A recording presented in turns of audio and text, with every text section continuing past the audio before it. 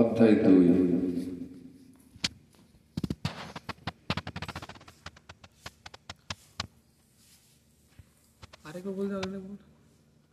সাংখ্যযোগ অধ্যায় 2 শ্লোক নম্বর 9।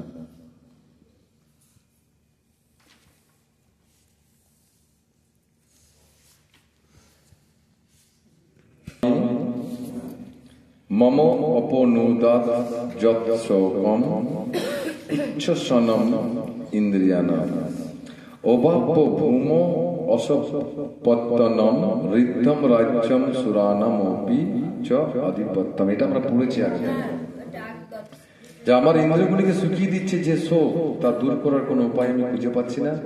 এমনকি স্বর্গের দেবতাদের মতো আধিপত্য নিয়ে সমৃদ্ধশালী প্রতিদিন রাজ্য এই পৃথিবীতে লাভ করলেও আমার এই সুখের বিনাশ হবে না। এটা আগের দিন আমরা পড়েছি। অর্জুনের এই অবস্থা দাঁড়িয়ে গেছে যে আমি কি করব খুঁজে পাচ্ছে না। হ্যাঁ, কি করব খুঁজে পাচ্ছে না। ঠিক যেমন আমাদের হয় না? কেমন কেমন হয় আমাদের আমরা খুঁজে পাই না কি করব এখন। তাই তিনি কি করলেন তখন? সঞ্জয় বলছে কাকে? ধৃতরাষ্ট্রকে, মহারাজ অর্জুন কি করবে খুঁজে পাচ্ছে না। কি বলছে সঞ্জয়? সঞ্জয় উবাচ এবং মুক্তা হৃষিকেশাম গুড়াকেশ পরন্তপঃ ন যৎসে ইতি গোবিন্দাম উক্তা তুষ্ণীম বভুবঃ। সঞ্জয় উবাচ এবং মুক্তা হৃষিকেশাম গুড়াকেশ পরন্তপঃ ন যৎসে ইতি গোবিন্দাম উক্তা তুষ্ণীম বভুবঃ। সঞ্জয় উবাচ এবং মুক্তা হৃষিকেশাম গুড়াকেশ পরন্তপঃ ন যৎসে ইতি গোবিন্দাম উক্তা তুষ্ণীম বভুবঃ।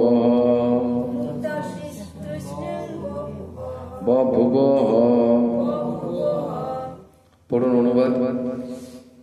সঞ্জয় বললেন, এভাবে মনোভাব ব্যক্ত করে গুড়াকেশ ও পরন্তপ অর্জুন তখন হৃষিকেশকে বললেন, হে গোবিন্দ, আমি যুদ্ধ করব না, এবং তারপর মৌন হয়ে রইলেন। কেন? দুটানে পড়ে গেছিল, ভেবে পাচ্ছিলেন যে সে কি করবে। কেন? অর্জুন যদি অর্জুনকে যদি রথটা নিয়ে যে দুর্যোধনের সামনে দাঁড় করিয়ে দিত, তাহলে কি দুটানে পড়তো কি? কিন্তু ভগবান কি করলেন? কোথায় নিয়ে গেলেন? মাঝে তো নিয়ে যায়নি। মাঝে বলছে তুমি নিয়ে চলো, অর্জুন বলছে মাঝে নিয়ে চলো, কিন্তু ভগবান কোথায় নিয়ে গেলেন? বিশ্বদেব, কৃপাচার্য, দ্রোণাচার্য সামনে নিয়ে গেলেন। নিজের লোকের এদিকে দেখে অর্জুনের মনের কি হয়, সেইখানে ভগবান এই জ্ঞানগুলো দিতে থাকবেন। সাংখ্যযোগের পরেই সাংখ্যযোগেও জ্ঞান দেবে ভগবান, দিতে থাকবে জ্ঞান, কন্টিনিউ দিয়ে যাবেন জ্ঞান। কি বলছেন? যে এবং মুক্তা হৃষিকেশম গুড়াকেশ ভার পরন্তপ ন যস্যে ইতি গোবিন্দম উক্তা তুষ্ণীম বভুবঃ। বভুবঃ মানে বললেন নিশ্চিত ভাবে। বলছে সঞ্জয় বললেন, এভাবে মনোভাব ব্যক্ত করে গুড়াকেশ অর্জুন তখন ঋষিকেশকে বললেন, হে গোবিন্দ, আমি যুদ্ধ করব না। হে বলে তিনি মৌন হলেন। কারণ তিনি দেখলেন কাদেরকে আমি হত্যা করব, হ্যাঁ, কাদের সাথে আমি যুদ্ধ করব? এরা তো আমার পিতামহ, আমার জেঠার ছেলেরা, আমার শিক্ষাগুরু, আমার কুলগুরু, হ্যাঁ, সব এরা দাঁড়িয়ে আছে, এদের সঙ্গে আমি যুদ্ধ করব না। কিন্তু তার আগে রেডি ছিল অর্জুন, চলো রথ মাঝে মাঝে নিয়ে চলো, দুই সৈন্যের মাঝখানে দাঁড় করাও। তখন যদি কোনো দাঁড় করে দিত, দুর্যোধনের 40 টুকরা করে ছেড়ে দিত তীর দিয়ে। কিন্তু ভগবান কি করলেন? অন্য জায়গায় নিয়ে গেলেন। এখানে বলা হয়েছে ধৃতরাষ্ট্র যখন শুনলেন অর্জুন যুদ্ধ করবে না, ভিক্ষাবৃত্তি গ্রহণ করে জীবন ধারণ করবেন, তখন তিনি মনে মনে খুবই আনন্দিত হলেন। কে আনন্দিত হলেন? কেন? অর্জুন না যুদ্ধ করলে তার সন্তান এমনিতে জয়ী হয়ে যাবে। জয়ী হয়ে যাবে, তাহলে খুব আনন্দ, খুব আনন্দ। কিন্তু পেছনে যে কৃষ্ণ আছে সেটাও কিন্তু বুঝিয়ে দেবে, সঞ্জয় বুঝিয়ে দিবে। কি বোঝাবে? কিন্তু তাকে নিরাশ করার মানুষে সঞ্জয় তাকে জানিয়ে দিলেন অর্জুন হচ্ছে পরন্তপ। পরন্তপ মানে কি? শত্রু নিধনকারী উনি, শত্রুকে নিধন করে দেবে। কি বলছেন? অর্থাৎ শত্রুর বিনাশকারী। যদিও অর্জুন পারিবারিক বন্ধনের মোহের বশবর্তী হয়ে সাময়িকভাবে মোহাচ্ছন্ন হয়ে পড়েছিলেন, যেটা আমাদের মধ্যে হয়। কৃষ্ণকে ভুলে ঘরের দিকে চলে যায়, আমরা যাই না? হ্যাঁ, কোথায় আমার ছেলে? আর যে কৃষ্ণ কথা শুনতে আসি 40 খানা হাই উঠে, আমাদের হাই উঠে না? 40টা 50টা হাই উঠে, ভুলে পড়ি। কিন্তু দিদি নাম্বার 1 দেখি এখন কেমন লাগে? এই সিরিয়ালটা, এই সিনটা দারুণ করেছে। কিন্তু কৃষ্ণের কথা শুনছি 50টা হাই উঠছে আমাদের।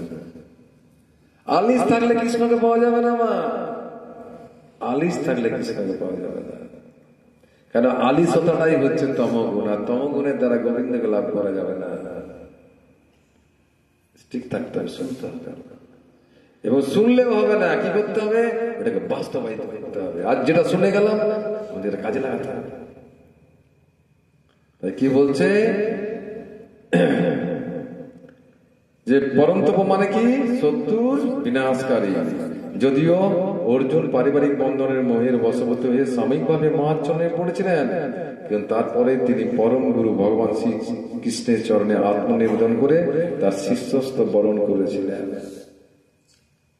তিনি মহাচ্ছন্ন হয়ে গেছিলেন, কি করবো খুঁজে পাচ্ছি না। তারপর কি করলেন তিনি? শিষ্যস্তে আহাম সাদিমাম তাম প্রপন্নাম, হে কৃষ্ণ তোমার আমি শিষ্য, তোমার আমি। কি করছে মানে কথা হচ্ছে কেন? তাই কিন্তু তারপরে তিনি পরম গুরু শ্রী ভগবান শ্রীকৃষ্ণের চরণে আত্মনিবেদন করে তার শিষ্যস্ত বরণ করেছিলেন। এর থেকে বোঝা যাচ্ছে অর্জুন শীঘ্রই পারিবারিক বন্ধনের মোহ থেকে মুক্ত হয়ে আত্মজ্ঞান বা কৃষ্ণ ভাবনার মতো লাভ করবেন। কি করে? যে কৃষ্ণের চরণ ধরে নিল, আত্মনিবেদন কৃষ্ণের চরণে দিল, কৃষ্ণের কাছে শিষ্যস্ত গ্রহণ করলো। শিষ্যস্ত মানে শিষ্য বলতে কি বোঝায়? শিষ্য কাকে বলে? আপনারা সবাই গুরু আছে, সবারই প্রত্যেকের গুরু আছে। আপনার গুরু হয়ে গেছে? গুরু হয়নি আপনাদের? প্রত্যেকের গুরু হয়ে গেছে? আপনার হয়ে গেছে গুরু? বাহ, গুরু সবারই। শিষ্য কাকে বলে? গুরু যে শিক্ষা দান করেছে সেটা গ্রহণ করেছে, তাই শিষ্য। সেটা শিষ্য। আপনি বলুন মাতাজি, মা বলুন, আপনি বলুন বলুন না। আমিও শুনে বলছি, আমি বমি করি জানেন, প্রতিদিন বমি করি, প্রতিদিন শুনি আর এটা আপনার সামনে বলি, শুনি আর আপনার সামনে বলি। বমি করা আমার কাজ। তো বমি করবো, জাবর কাটা, গরু তো খাই আর কচর কচর করে চিবাই, সেরকম আমি শুনি আবার আপনার সামনে বলি। বলুন শিষ্য মানে?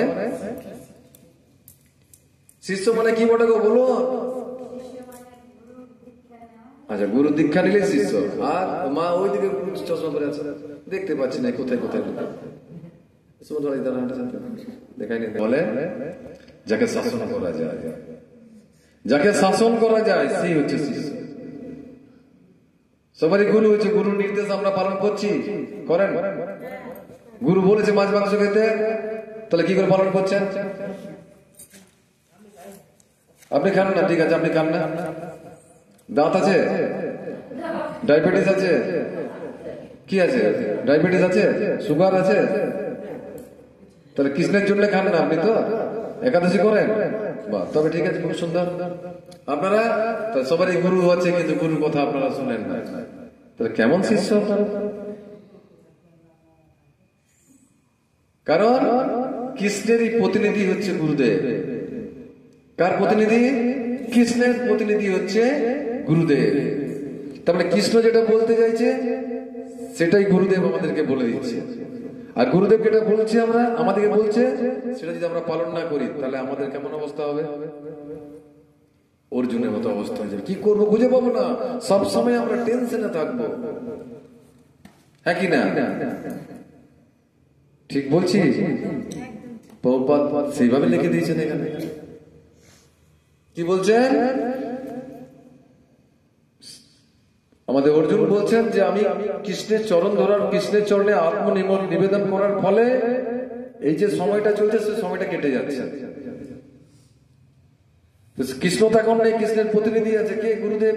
তো তিনি বলছেন এগুলো খাওয়া বারণ, এগুলো করা বারণ, এগুলো না করলে বা এগুলো করলে ভগবানকে পাওয়া যাবে না। সেই নির্দেশগুলি যদি না মেনে চলি তাহলে কৃষ্ণকে অবজ্ঞা করা হচ্ছে না? কৃষ্ণেরই তো প্রতিনিধি হচ্ছে গুরুদেব। তাহলে গুরুকে অবজ্ঞা করা হলে কি পাবো কৃষ্ণকে? পাবো? পাবো না। তাহলে আমাদের কি করতে হবে? গুরু নির্দেশ মেনে চলতে হবে,